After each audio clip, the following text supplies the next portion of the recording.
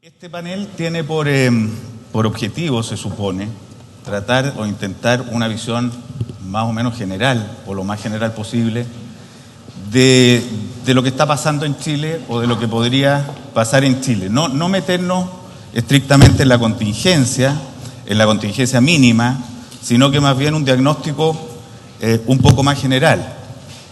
Cuando nos juntamos un poco a preparar esto, veíamos que este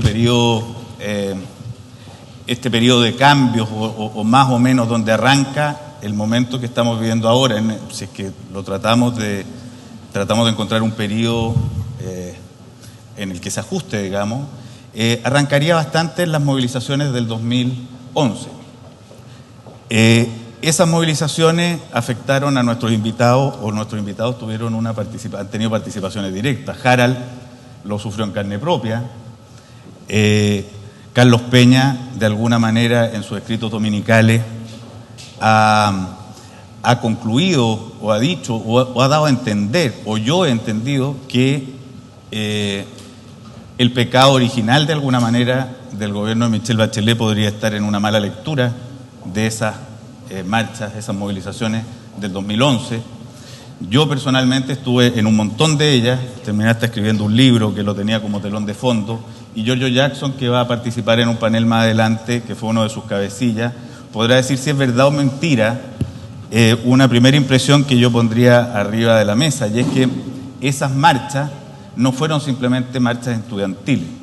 Esas marchas comenzaron, la primera fue contra Barrancones, después vinieron más de una en contra de Hidroaicén, después en algún momento hubo varias marchas homosexuales por los derechos de la diversidad sexual, incluso los cristianos se juntaron alguna vez en Plaza Italia, y hubo marchas de zombies que congregaron a más de 10.000 personas en el centro de Santiago.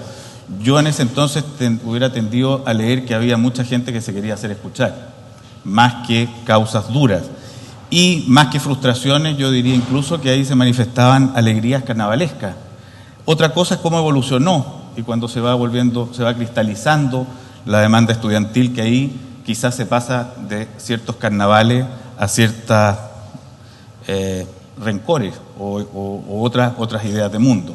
Pero el asunto y la pregunta que aquí diría para Carlos y Harald para empezar esta conversación es: ¿era necesario efectivamente un programa reformista que pusiera al día la sociedad chilena porque había algo que nos estaba faltando? ¿O el camino trazado por el que veníamos circulando era el camino correcto y bastaba con tener paciencia y confiarnos en un crecimiento sostenido? Este panel se llama Carta de Ajuste, y yo quisiera recordar que ese término viene de la televisión y consiste en en coordinar y ecualizar la imagen con el sonido.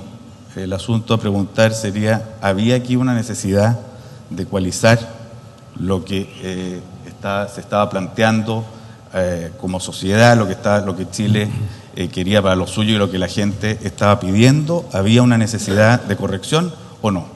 Empecemos a conversar. Carlos.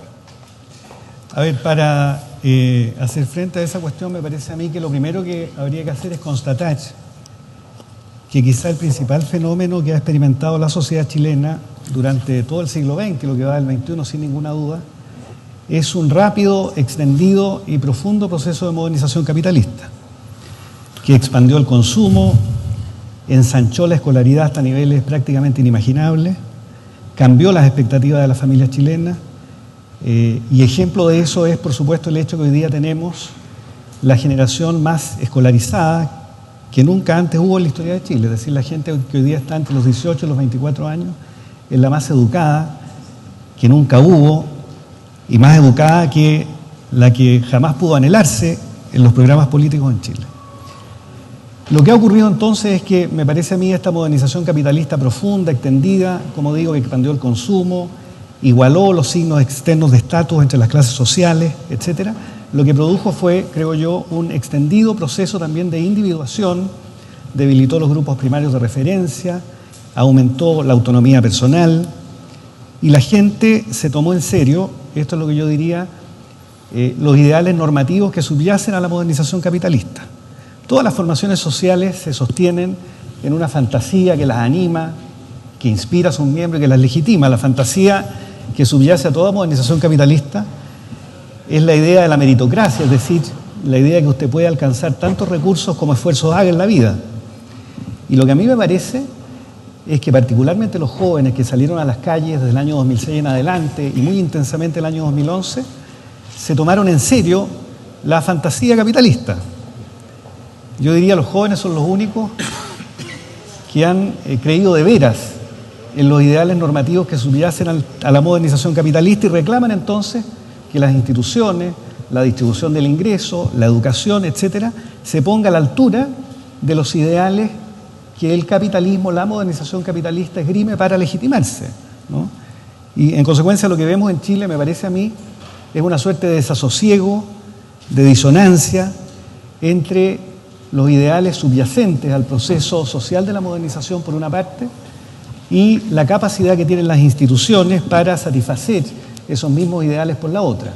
Y esta disonancia, creo yo, es la que se expresa como un profundo desasosiego cuando uno examina, en términos generales, al menos las encuestas de opinión pública, porque lo que uno puede constatar es el fenómeno absolutamente sorprendente que la gente suele estar contenta y satisfecha con su vida personal,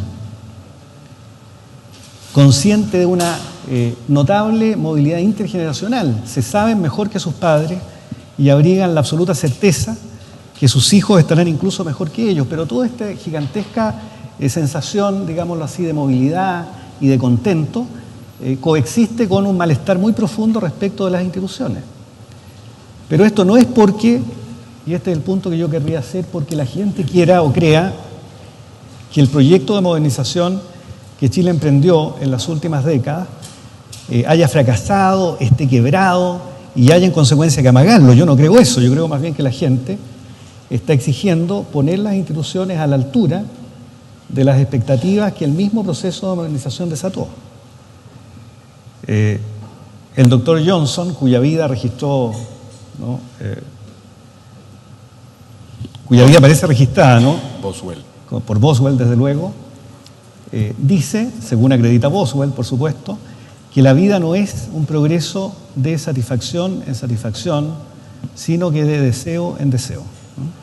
Y yo creo que esto retrata bien lo que es la cultura de la modernización capitalista, que suele tener, desde el punto de vista colectivo, objetivos móviles, objetivos que cuando las sociedades los alcanzan, se deshacen, para que surja delante suyo entonces un nuevo objetivo que hay que esmerarse en alcanzar de nuevo. Yo creo que ese es el fenómeno que estamos viviendo hoy día en la sociedad chilena.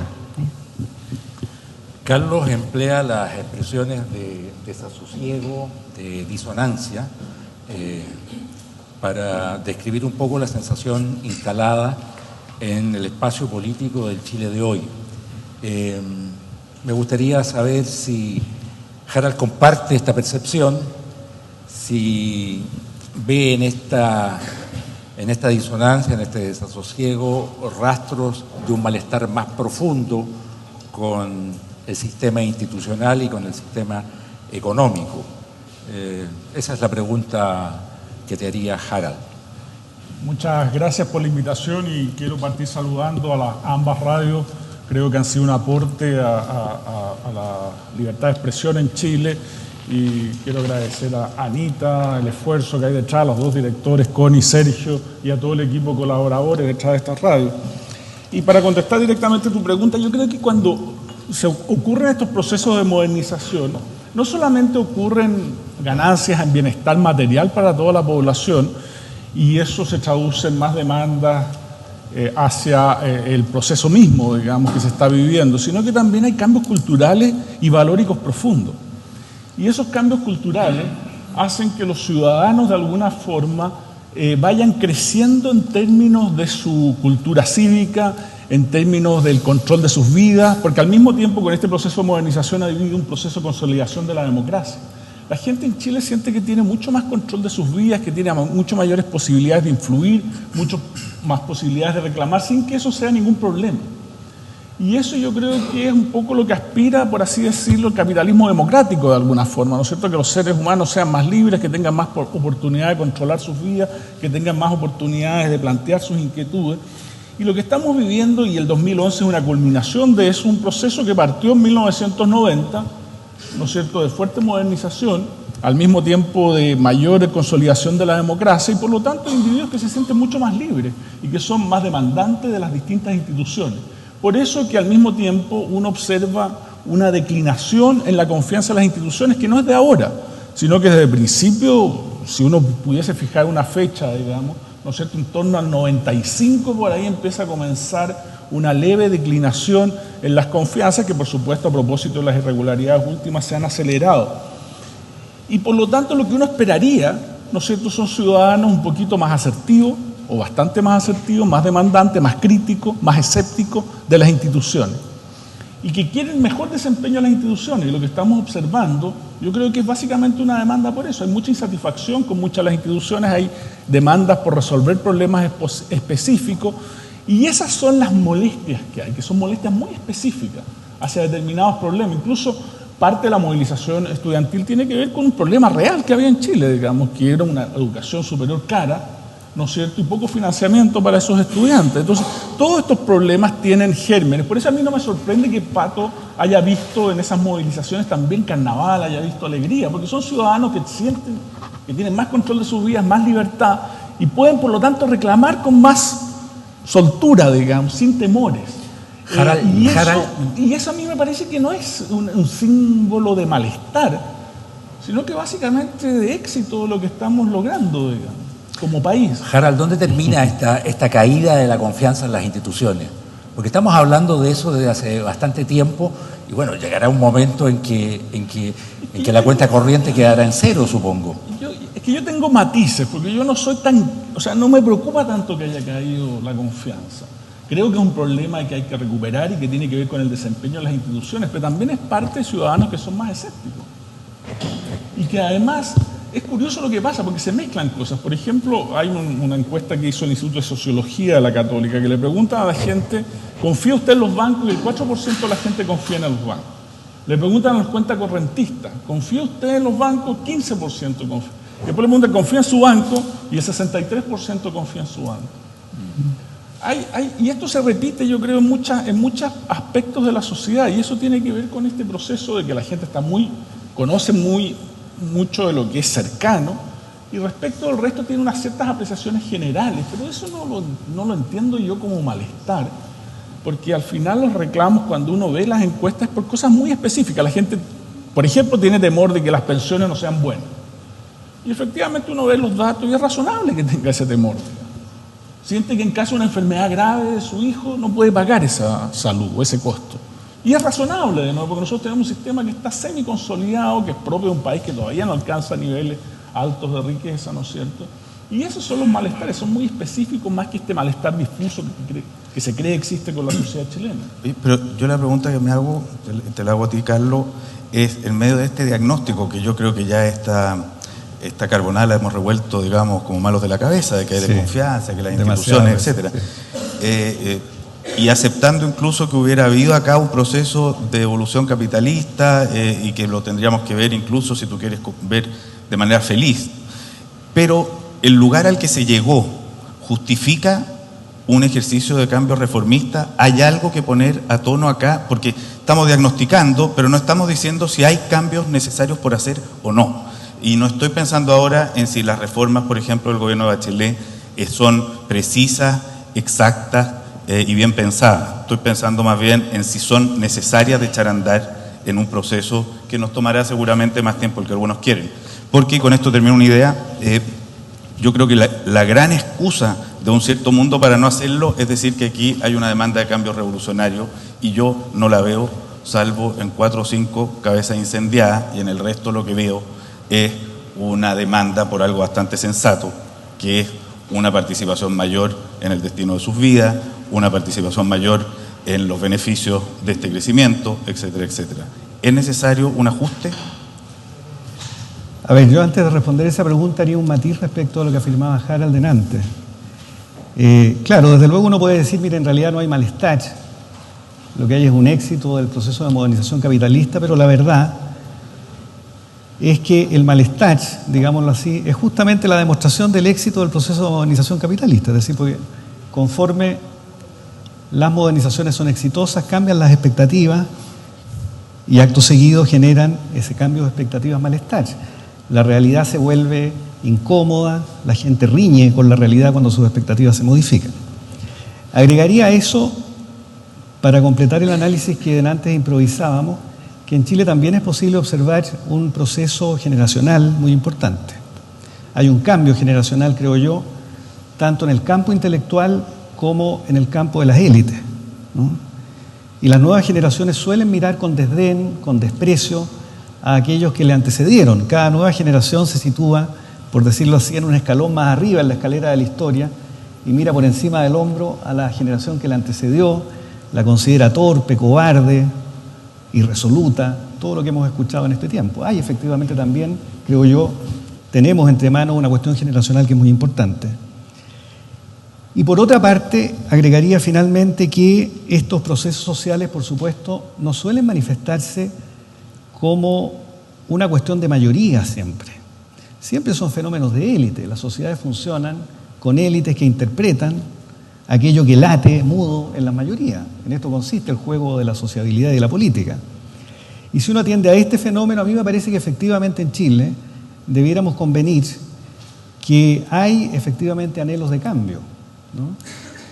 El más notorio me parece a mí, por lo menos a nivel de la élite y de ciertos sectores que copan hoy día el campo intelectual, no cabe ninguna duda que hay un intenso anhelo, no tanto de un nuevo contenido constitucional, diría yo, para ir a ese tema, sino más bien de un momento constitucional.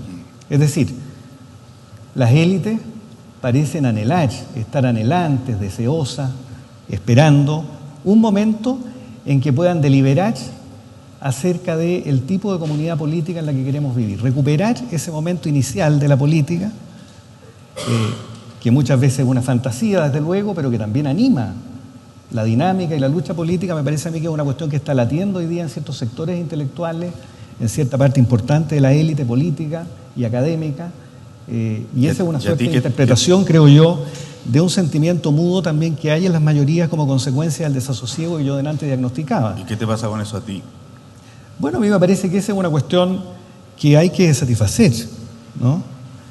De una manera, claro, está distinta, me parece, al mero debate de si acaso hay o no que cambiar la Constitución o el contenido constitucional, porque, insisto, es probable que lo que la gente apetezca no sea tanto un nuevo contenido constitucional como tener siquiera la sensación que la fisonomía de la comunidad política estuvo por algún momento en sus manos, pudo deliberar y pudo decidir acerca de ella, ¿no?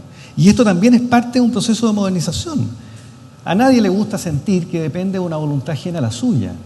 A nadie le gusta sentirse esclavo, aherrojado por decisiones en cuya configuración no participó, ¿no? Y es natural que una sociedad cada vez más autónoma, como la que veíamos delante, cada vez con más escolaridad, con más expectativa, bueno, sienta que ha llegado la hora de deliberar y responder la vieja pregunta: ¿cómo queremos vivir?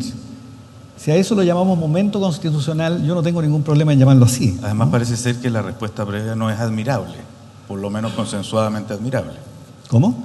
La respuesta anterior, que vendría siendo la Constitución del 80, no cuenta con la suficiente admiración como para solucionar sensatamente, si no sé qué. Claro que el problema que tiene la Constitución de 1980, al margen de lo inadecuado de parte de su contenido, acerca de lo cual ya se ha debatido suficiente y no vale la pena reiterarlo una vez más, al margen de eso, digo, el gran problema que tiene es que, bien o mal, yo creo que bien, pero bien o mal poco importa ya a estas alturas, las élites, hoy día dominantes, hegemónicas, talentosas sin ninguna duda, han hecho también hegemónica la idea que la Constitución de 1980 responde a una voluntad que no es la de la actual comunidad política. Y que seguir viviendo entonces a la sombra de esa Constitución, al margen, repito, de cuál sea su contenido, importa seguir viviendo al amparo y modelando la vida colectiva al amparo de una voluntad en cuya configuración ninguno de nosotros participó. Y esta sensación de ajenidad de la institución constitucional, digámoslo así, puede ser muy intolerable para una sociedad que se ha modernizado, cuyos miembros, repito, son cada vez más autónomos, más desconfiados y más sospechosos de sus élites. Este es el fenómeno que yo veo que subyace en la cuestión constitucional. Si acaso eso es revolucionario o no, yo no lo creo revolucionario. realmente. Yo no creo que Chile vaya a cambiar como consecuencia de ningún asalto utópico, violento, revolucionario. Es muy difícil que la sociedad chilena cambie más radicalmente de lo que ya lo hizo a la sombra de la modernización capitalista. Ese es mi punto, ¿no? Me quiero quedar con la tensión que señala Carlos entre élites y mayoría. Yo, a diferencia de Harald, de Carlos y de Pato, que son inteligentes las 24 horas del día, yo la verdad es que con suerte podría tener chispazos de inteligencia, pero nunca tan temprano en la mañana, digamos, ¿no? Y quiero invitarlos, digamos, a cambiar el eje de esta conversación y a invitarlos a mirar el asunto desde una perspectiva a lo mejor completamente reduccionista, que es la perspectiva del liderazgo. A lo mejor lo que ha ocurrido en Chile en los últimos años es que no hemos tenido gobiernos de mayoría, la verdad, verdaderamente. El presidente Piñera ganó la presidencia por un margen muy estrecho. Después del episodio de los mineros, llega a un pic superior al 65%, pero a partir de ahí comienza a descapitalizarse políticamente y su gobierno se convierte, al menos en términos de opinión pública, en minoritario. Elegimos a la presidenta Bachelet con un mandato fuerte, contundente, y al cabo de pocos meses comienza también a descapitalizarse y en función de lo que dicen las encuestas hoy día, ella está con niveles de aprobación inferiores al 30%. Si bien es cierto que esta conversación no era para cucharear en la contingencia y en la actualidad más inmediata, no hay ahí un punto de fricción, al menos, digamos, de que estamos con gobiernos que no están representando la voluntad mayoritaria. Bueno, sí, porque a propósito de lo que se conversaba hace un rato, a mí me parece que la demanda por cambio es consustancial a las democracias y a las democracias modernas. Y por lo tanto, la idea de que hay que tener cambio, a mí se me ocurre que nadie discute, digamos, y es la naturaleza de los cambios lo que está en discusión. Y el aspecto interesante de eso es que, ¿qué es lo que le pasa? Porque si uno mira un poco las encuestas, a Piñera lo abandonaron los grupos medios relativamente rápido. Y curiosamente lo mismo le ha pasado a la presidenta Bachelet. Entonces, ¿qué hay detrás de eso? Es un grupo, son clases medias que de alguna forma no se identifican, me parece a mí. ¿Hay un vacío de liderazgo nomás o hay más que eso? Es una combinación, porque son líderes que no han sido capaces de satisfacer estas demandas de cambio que existen, que son de naturaleza, yo insisto que son de naturaleza bastante específica, y me parece que esas de alguna forma no han podido ser satisfechas y se ha producido una cierta disociación. Mucha gente dice, bueno, es un lugar común decirlo, entre la élite y la ciudadanía, digamos. Generalmente los que dicen eso son parte de la élite también, digamos, y habla de lo que decía Carlos antes, de que al final hay un debate profundo en la élite chilena respecto de cuál es el modelo que quiere seguir, y circulan, digamos, los grupos que tienen distinto poder, pero lo interesante es que nada de eso ha dado en el clavo, me parece a mí, respecto de cuáles son las demandas que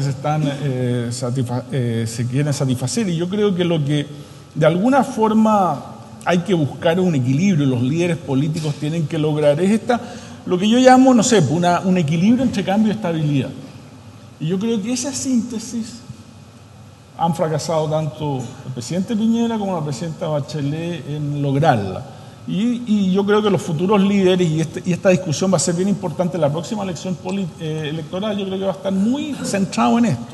Cómo mezclar bien o cómo lograr esta ecuación.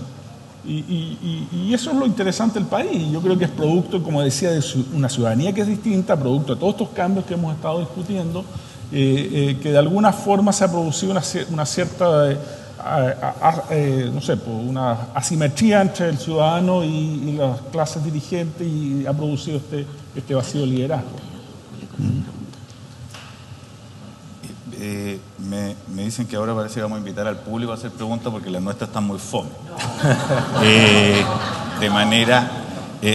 otra cosa, en todo caso, lo que tú decías, Bachelet terminó con 80% de apoyo la vez pasada. O sea, es un ciclo reciente el que estamos hablando. Sí. No, yo me estoy refiriendo solamente al tema del 2010 para adelante. Sí. ¿Alguna pregunta? Marta Lagos. Sí, yo tengo una pregunta para Carlos Peña sobre la meritocracia. Yo no creo que la meritocracia sea capitalista. Creo que en el medioevo ella inventó la meritocracia con la meritocracia de la guerra que produjo la nobleza. Por lo tanto, yo creo que la democracia trajo consigo la expectativa de meritocracia. Y por lo tanto, eso es lo que se está demandando. Si uno pudiera resumir en una palabra lo que la población chilena quiere, es la existencia de meritocracia. Si miramos esta sala, nos damos cuenta que eso todavía no sucede. Entonces, sí, para poder hacer las cosas de manera distinta, hay que hacer reformas, porque como dice Einstein, si las seguimos haciendo igual, es bien difícil tener un resultado distinto. Entonces, la pregunta es, si acaso no es demasiado evidente que la demanda es de meritocracia, de la modernidad de la meritocracia, con o sin capitalismo. Ojo que yo creo que la discusión del capitalismo va paralela porque también hay una tensión entre la idea de creer que el capitalismo no es capaz de traer la meritocracia, sino que refuerza la no meritocracia. Bien, a mí me parece que para examinar ese problema, Marta, habría que comenzar por convenir alguna mínima definición de meritocracia. Y sugiero la siguiente: la meritocracia es un principio de distribución de oportunidades y de recursos, según el cual las personas debieran tener tantas oportunidades y tantos recursos como esfuerzos hagan para obtenerlos, ¿no?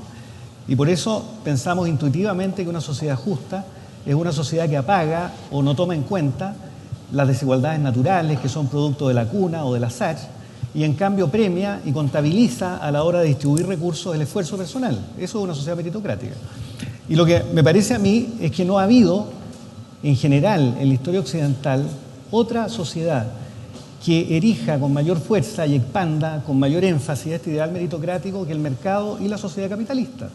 El capitalismo justamente se legitima, no digo que satisfaga al principio, digo que lo esgrime para legitimarse, se legitima esgrimiendo una y otra vez persistentemente la idea de que el mercado en realidad, bien regulado, acaba distribuyendo recursos en proporción al esfuerzo y las preferencias personales y apagando las desigualdades naturales o provenientes de la cuna. Este es el ideal que legitima en general a las formaciones capitalistas, y lo que yo creo es que por lo mismo el capitalismo es esencialmente inestable pero muy dinámico, porque en la medida que esgrime ese ideal normativo para legitimarse, acicatea a las personas justamente para que traten de poner a las instituciones a la altura de ese ideal, ¿no? Este es el ideal meritocrático. Si uno revisara, Marta, cuáles son los principios básicos de justicia que podrían estar en competencia en una cuestión como esta, uno diría, mire, hay un ideal de justicia que llamaríamos así libertariano total, digamos, de un capitalismo extremo, conforme al cual cualquier distribución de recursos es justa si es el caso que quienes tienen más la adquirieron sin fraude o engaño. Esto es una tesis tipo Nozick, digamos. En el otro extremo uno diría la tesis de Marx, de la crítica al programa de Gotha. Una sociedad justa es aquella que pide a los ciudadanos tanto como pueden y les devuelve tanto como necesitan. La sociedad capitalista dice, construyamos instituciones que apaguen las desigualdades meramente adscriptivas para que podamos premiar el desempeño. Este es el ideal normativo que yo creo que es profundamente capitalista, y a mí me parece que lo que estamos viendo, con todas las variaciones del caso y la intensidad, por supuesto que también es muy disímil, lo que estamos viendo de parte de la ciudadanía y de sus élites es el deseo de que las instituciones satisfagan este ideal. Está por verse si es posible que lo satisfaga o no, por supuesto. Pero este es el ideal que anima culturalmente al capitalismo. A mí me huele también que la meritocracia es la búsqueda de una virtud en el sistema capitalista, fíjate, de algún valor alto en el sistema capitalista, porque no veo por qué los que no tienen mérito tendrían que ser menos Pero por favor, revisemos, yo les pido que revisemos acá está Giorgio que nos podrá corregir, pero revisemos lo que fue la inspiración, la demanda y el discurso del movimiento estudiantil, ¿no? Cuando usted sitúa a la educación como la institución clave para mejorar todos los males que nos aquejan, en realidad lo que está usted suponiendo es que si logramos construir instituciones meritocráticas, habremos sanado buena parte de aquello que queremos sanar, ¿no? La única explicación de por qué la escuela está en el centro del debate público en Chile y la educación es justamente por eso. La escuela, una institución que no tiene más de 250 años, dicho sea de paso, es una institución meritocrática por excelencia. La educación es meritocrática por excelencia. José Ramón Valente. Bueno, muy buenos días, los felicito por el panel muy entretenido, a Radio Duna por los 20 años. A mí me ha tocado participar durante 20 años además en Radio Duna, así que estoy particularmente contento aquí en esta celebración. Les quería preguntar lo siguiente, ustedes han hablado mucho de este proceso chileno, y la pregunta es para el panel y para quien quiera recogerla, pero ¿tiene algo de diferente este proceso chileno del proceso que han vivido otros países de Latinoamérica? ¿Somos especiales en Chile? ¿Estamos más adelante en la curva del desarrollo? ¿Qué nos distingue? A ver, yo creo que esto es un fenómeno, es mundial. O sea, si los procesos de modernización que han acompañado al resto de América Latina y que han acompañado al Asia, ustedes no se recuerdan, pero hace 20 años en Corea, los estudiantes marcharon durante 4 años seguidos. Esa es la realidad. O sea, de nuevo, un fenómeno parecido al chileno en términos de sus orígenes.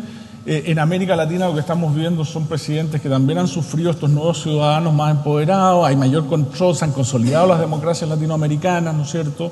Si no hay que olvidar que hace 30 años nosotros vivíamos en dictadura, digamos, prácticamente toda América Latina vivía en dictadura. Hoy día curiosamente hay una crítica al funcionamiento de la democracia, pero al mismo tiempo una alta valoración de la democracia, que habla de estos ciudadanos un poquito más asertivos, más escépticos, ¿no es cierto? Y al mismo tiempo también valoraciones mixtas, por supuesto, de los sistemas económicos que han construido esos países. Hay muchas críticas, todavía tenemos altos niveles de desigualdad. Entonces lo que estamos viviendo es un proceso que yo creo que es relativamente general, que es producto de esta modernización. Yo leí hace poco un artículo que decía que en París hay 7 marchas diarias, de distinta intensidad. Algunos con más gente, otros con mucha gente, digamos, otras con muy poca gente. Pero eso yo creo que es la vida y nosotros, claro, vivimos en un proceso con muchos temores en nuestra transición a la democracia. Vimos ciudadanos que estaban un poquito más apagados y tenemos ahora ciudadanos mucho más asertivos, mucho más críticos y que de alguna forma, ¿no es cierto?, están expresándose y vamos a vivir así, van a ser ciudadanos menos leales. Esta idea de que un gobierno puede partir con un 60% de aprobación y terminar con un 60% de aprobación, yo creo que no es la realidad, digamos. Es un mundo, así como las instituciones privadas están más desafiadas, también las instituciones públicas y los gobiernos están más desafiados. Esto es una cosa que quedó para quedarse y que en América Latina también lo estamos viviendo, y lo estamos viviendo en el Asia y lo estamos viviendo en otros lugares del mundo. Héctor. Otra pregunta. En esta crisis de confianza que se ha instalado en la escena política y en la sociedad chilena en general, ustedes, quiero saber cuál es el desenlace de esto. Si es que hay un desenlace. Me imagino que los gobiernos, este gobierno, los próximos, van a tener que negociar con esa crisis de confianza. ¿Cómo se recupera? ¿Creen ustedes que estamos dando pasos atendibles a solucionar ese problema en este momento? ¿Puedo agregar un comentario para la pregunta? Sí. Yo vengo llegando a Argentina ahora, que está muy entretenido el proceso eleccionario, etcétera, pero hay algo que sorprende allá, y lo pongo porque aquí todo lo vemos en términos de confianza, la ciudadanía despierta, etcétera, pero tú, Harald, pusiste otro tema que es interesante. Si algo a uno lo hace sentirse ahí, en un país algo más desarrollado que el nuestro, es porque se parecen muchas cosas a ese mundo europeo donde la razón no es una, donde quienes dictaminan lo que es lo correcto no es uno, son múltiples grupos de poder. En Chile a la SOFOFA no le discute nadie de verdad. Tenemos una CUT ultra debilitada. A la lógica libremercadista no hay quien le ponga por el lado un bienestar de trabajadores con una fuerza verdaderamente vigorosa. Tú en Argentina te encuentras con un megamillonario, un presidente de la República y un par de dirigentes gremiales y no sabes quién habla con más carácter. Aquí hay un mundo, un pequeño grupo de poder económico muy poderoso que genera un diálogo, que se encuentran en el CEP y generan un diálogo con la Presidenta de la República, pero afuera de esa reunión quedó todo el resto del país. Y yo me pregunto si no falta acá también un aumento, una valoración de otras lógicas de reflexión. O sea, así como unos piensan en la rentabilidad de una empresa, habrán trabajadores que piensan en el bienestar de su familia. Y si son muchos de esos trabajadores, algo tendrán que decir en el debate público. No está devaluado una serie de otras razones también en esta comunidad que falta darle, que no es ser loco, ser demente y ser un extremista el que quieran hacer saber sus puntos de vista con cierta personalidad. Termino esto con una frase. En Argentina tú planteas la reforma laboral chilena y salen todos los trabajadores a la calle por ese retroceso neoliberal.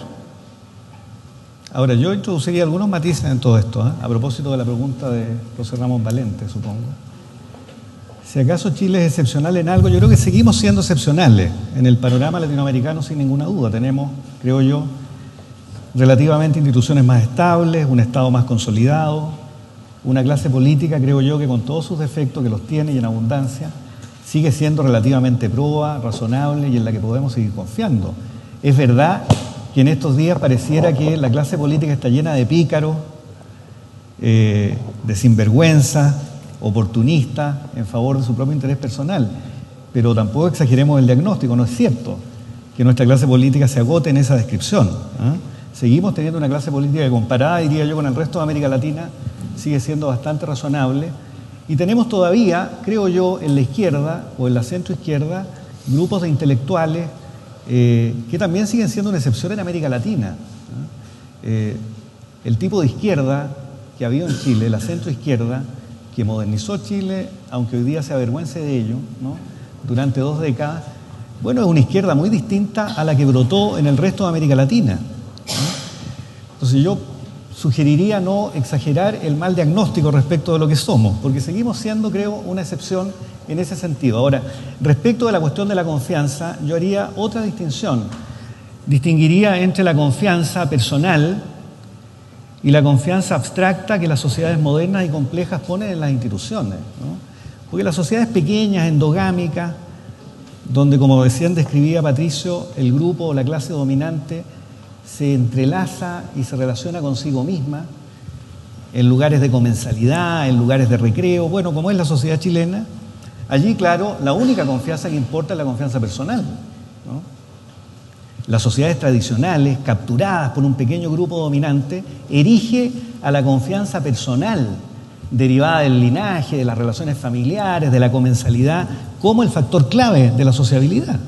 Lo que está ocurriendo en Chile es que justamente como consecuencia de este sorprendente cambio que ha producido el proceso de modernización, esa confianza es la que se ha deteriorado, la confianza personal. Pero las buenas sociedades logran sustituir la confianza personal por la confianza impersonal y abstracta. Esa es la que tenemos que construir, ¿no? No la confianza consistente o derivada del hecho de compartir una misma trayectoria vital, un mismo hábitus religioso, unos mismos lugares de consumo o de comensalidad. Ese tipo de confianza es propia, repito, de las sociedades endogámicas, al interior de la élite que logra dominarla y hegemonizarla. Las sociedades democráticas logran construir confianzas más diversas, más abstractas. Y en ese camino, creo yo, estamos. Tenemos que hacer esfuerzos por transitar desde la confianza meramente personal a una confianza más impersonal y más abstracta, ¿no? Pero eso supone instituciones más reconocidas, instituciones más sólidas, probablemente. Sin ninguna duda. Ahora, de nuevo, hay que hacer otra distinción, ¿verdad? Cuando uno habla de instituciones, lo primero que a las personas se les viene a la cabeza es la idea de una nueva legislación, es decir, instituciones en el sentido formal.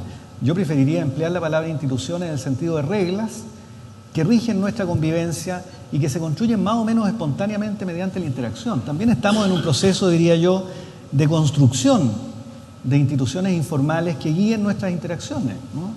De alguna manera en Chile estamos asistiendo a una especie de circulación de las élites.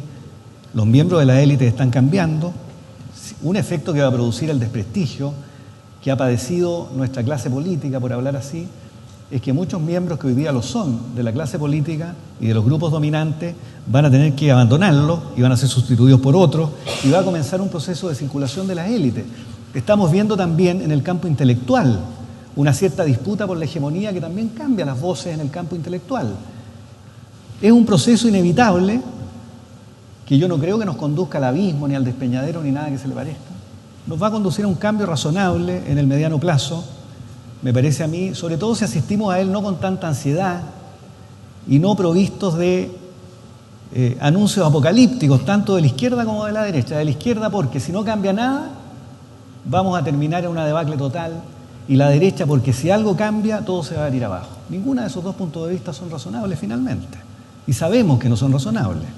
Son temores atávicos, reacciones meramente personales, carentes de toda racionalidad. Las sociedades evolucionan mediante interacciones. Es razonable que las élites cambien, se permeen por nuevos grupos, circulen, se renueven y construyamos poco a poco nuevas confianzas, nuevos liderazgos, nuevas hegemonías en el campo intelectual. En eso consiste la vida en sociedad y sobre todo la vida en sociedades modernas, complejas, diversificadas, ¿no? Sí.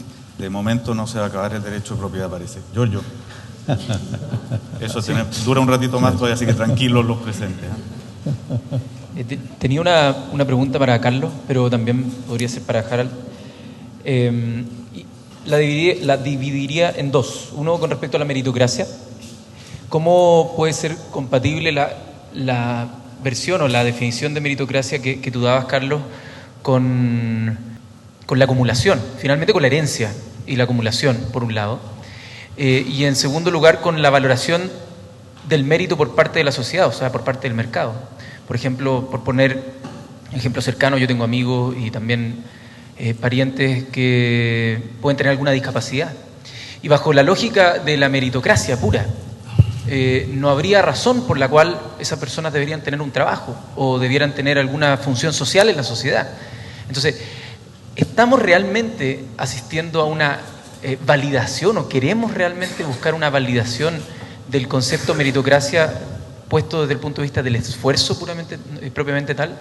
¿O lo que estamos asistiendo es a una combinación de meritocracia más acumulación y de meritocracia más segregación de aquellos que no son valorados por la sociedad a través del mercado y del valor de su esfuerzo? Finalmente? Porque nadie podría poner en duda que el esfuerzo de cualquier quizás empresario es al menos, de cualquier trabajador u obrero es al menos igual o mayor que el de un empresario, pero son valorados de manera distinta.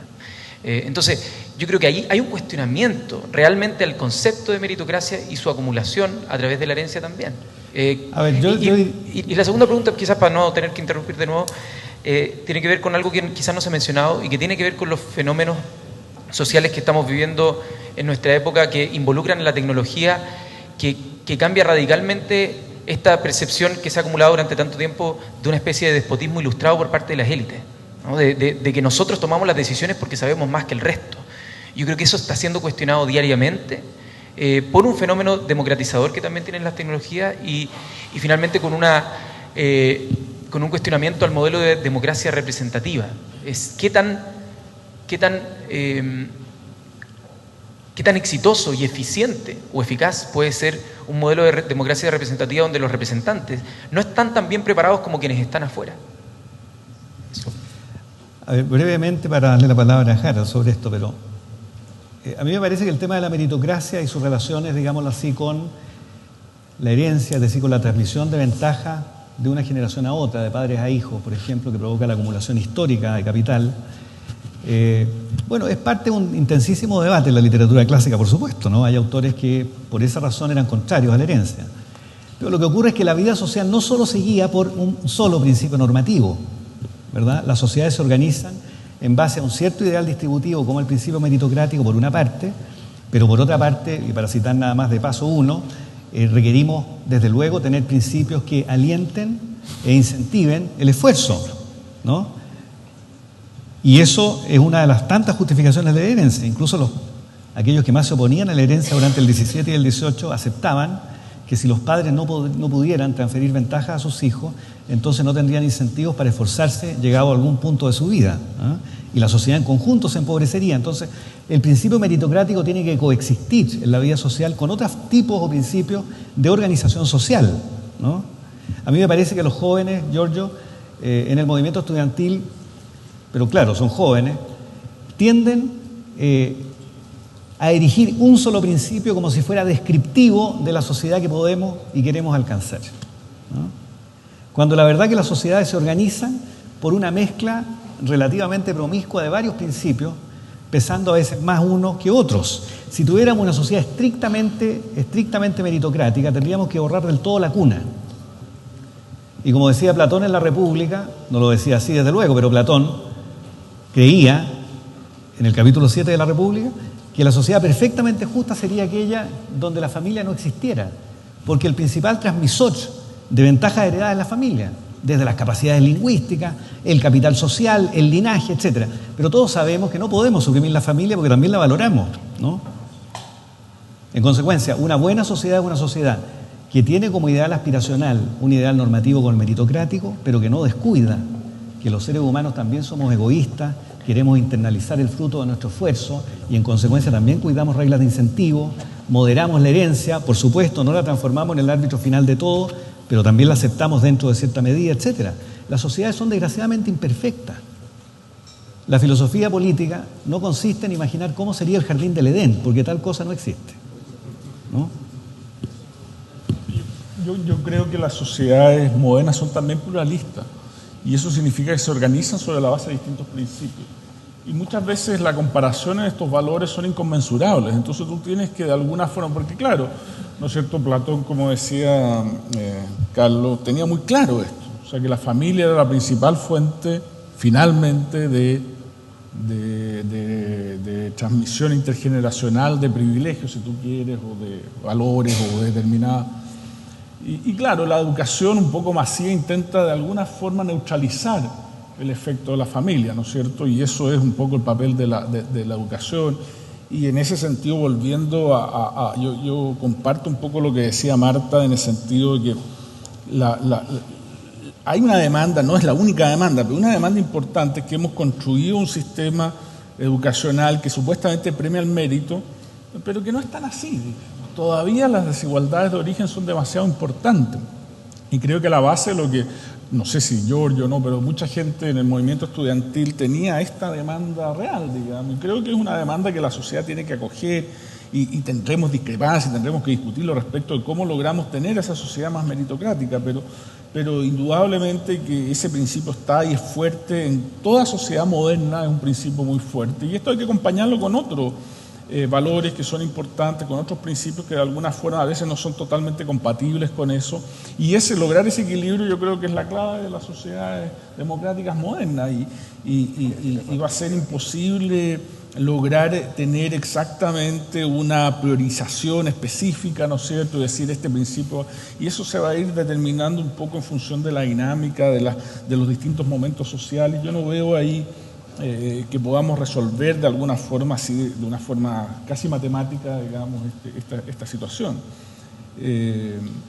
Y yo me quedo con la idea, y lo vuelvo a repetir, creo que estamos viviendo un periodo que es tremendamente interesante. O sea, yo no le tengo temor, no creo que aquí hay formas de aproximarse a los cambios que requiere el país, que son de distinta naturaleza. Esas ideas van a estar compitiendo, hay distintos intelectuales, hay nueva gente que está formándose, se está volviendo más horizontal la sociedad chilena y eso es positivo. Hay gente con más voz. La democracia tiene que alimentar, digamos, ¿no es cierto?, todos esos procesos, pero yo creo que tampoco podemos pensar de que vamos a poder reemplazar de alguna forma la democracia representativa, y ahí yo encuentro que estamos tremendamente empantanados. O sea, esta idea un poco utópica de que vamos a poder de alguna forma superarla a través de algunos esquemas de participación, a mí me temo, y de repente lo que decía Pato, no sé, porque muchos de estos ejemplos que he mencionado, ¿hasta qué punto no es corporativismo? O sea, bueno, las sociedades latinoamericanas son tremendamente corporativistas. Entonces, es terrible, pero hay más corporaciones que acá. Pues. Entonces no sé si realmente representa, por así decirlo, a la ciudadanía. Cuando se dice quiero representar a la ciudadanía y finalmente se privilegia el diálogo con ciertos actores, Yo creo que eso le hace muy mal a la sociedad democrática y además desde el punto de vista de conseguir los objetivos que uno querría. Entonces, ¿cómo combinar adecuadamente participación con representación? Creo que es un gran desafío de la modernidad y yo no tengo una solución para eso. Pero también hay que reconocer de que hay un riesgo grande de que esto se corporativice y eso no me parece que sea positivo tampoco para los países. Nos aguardan otros dos paneles. Espérate, hay una pregunta aquí de Álvaro Sayeta. Perdón. Mira, se supone que yo no debo preguntar, pero en todo el debate chileno yo veo lo siguiente. La gente se inventa un paradigma que no tiene nada que ver con la realidad. Entonces después a ese paradigma le dicen, no, es que hay que arreglarlo así, así, así, que tampoco tiene nada que ver con la realidad.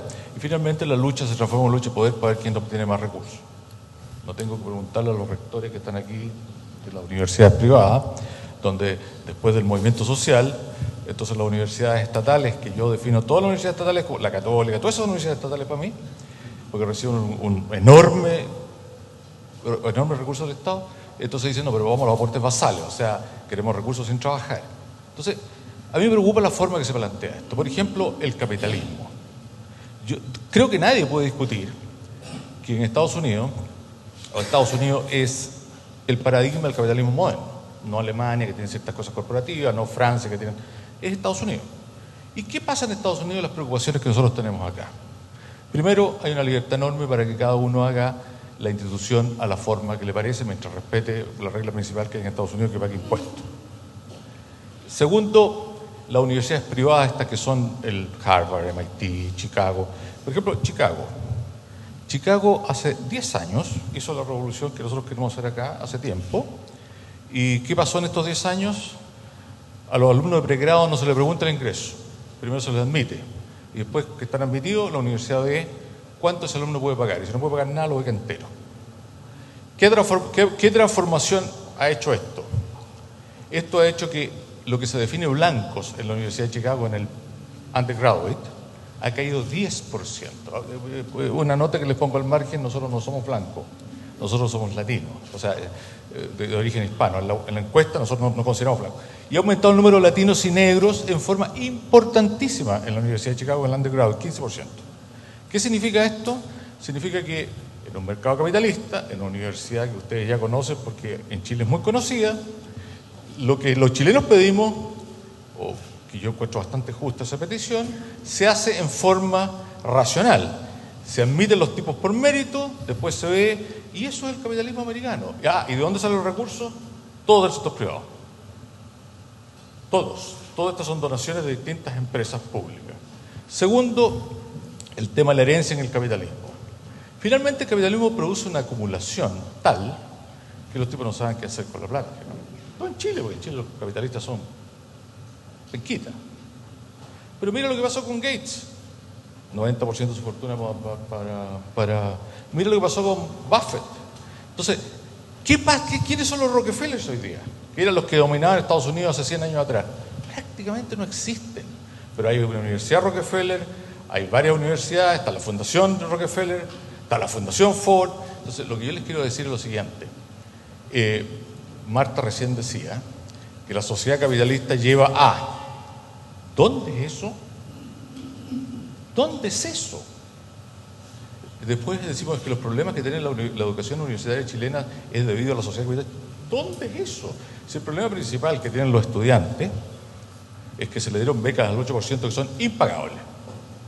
Pero eso es un gobierno socialista. Uno no puede, si eso hubiera sido sector privado, tú no le das becas a una persona que no lo puede pagar. El Estado Entonces, yo creo que nosotros creamos, y esto en todo tipo de cosas, la Constitución. La Constitución es una cosa que se podríamos crear un aspecto, pero no hay nada dramático ahí.